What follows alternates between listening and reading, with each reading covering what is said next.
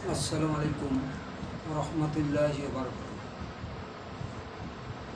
শ্রদ্ধেয় ভাই সব ও মা বোনেরা,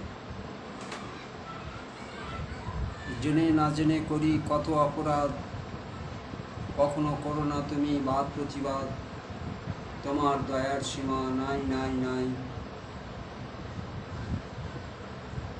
সেই দোয়া পেতে আজ কাঁদি আমিও। জেনে না জেনে করি কত অপরাধ, কখনো করো না তুমি বাদ প্রতিবাদ, তোমার দয়ার সীমা নাই নাই নাই। সেই দোয়া পেতে আজ কাঁদি আমিও।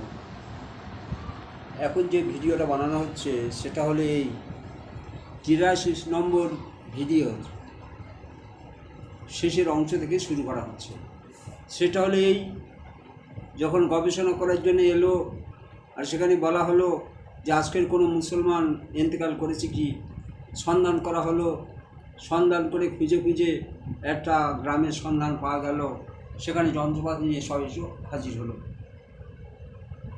তো তার কবর দেওয়া শেষ হয়ে গেলে পাশে কবরের পাশে যন্ত্রপাতি পাতা হলো, যেমন নিয়মে পাতা হয়। ভিতরে জিনিস দেখার জন্য যে যন্ত্র ব্যবহার করা হয় সেই যন্ত্র ব্যবহার করা হলো। ব্যবহার করার পরে যখন কোনো মুর্দাকে তার সমাধি করা হয়, সেই সময় 40 কদম আসার পরে ফেরেশতা যা আসে তার প্রমাণ ওখানে মিলল। যন্ত্রে ধরা পড়ে গেল যে বড় লম্বা আকারে মানুষ ওই কবরের ভিতরে আছে, কিন্তু তার আগে জেনে নেওয়া হয়েছিল যে কত ডিপ। তো ডিপ আমরা সবাই জানি, পুরুষ মানুষের জন্য 1 কোমর আর মহিলাদের জন্য 1 বুক। পরে জানলো এইটুকু ডিপের ভিতরে এত বড় মানুষ কোথায় থাকে। একবার যন্ত্রে চোখ দিয়ে দেখে, একবার বাইরে আত্মবাস করে দেখে যে সামান্য ডিপের মধ্যে এই মানুষটা থাকলে এ তো কবর খুলে উপরে ওঠার কথা। কিন্তু যখন দেখে অনেক বড় মানুষ, কি মুখ ফিরে যখন বাইরে দেখে তখন কিছু দেখা যায় না। এর ফলে বিষয়ে হতবাক হয়ে তারা তখন সবাই একসঙ্গে সবাই কলমা পড়ে নিল, লা ইলাহা ইল্লাল্লাহ মুহাম্মদ রাসূলুল্লাহ।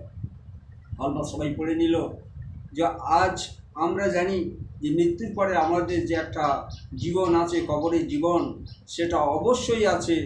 এর উপর আমাদের সবার পূর্ণ ইয়াকিন রাখতে হবে এবং সেই কবরের পুঁজি সংগ্রহ করার জন্য দুনিয়াতে আমরা চাষ চাকরি ব্যবসা বাণিজ্য করি, সেগুলো করার ফাঁকে তার ভিতর থেকে আমাদের কবরের পুঁজি জোগাড় করতে হবে, যাতে করে কবরে ফেরেশতা এলে যে প্রশ্ন করবে সেই প্রশ্নের উত্তর দিতে আমরা সক্ষম হই। আর সেই প্রশ্নগুলো সবাই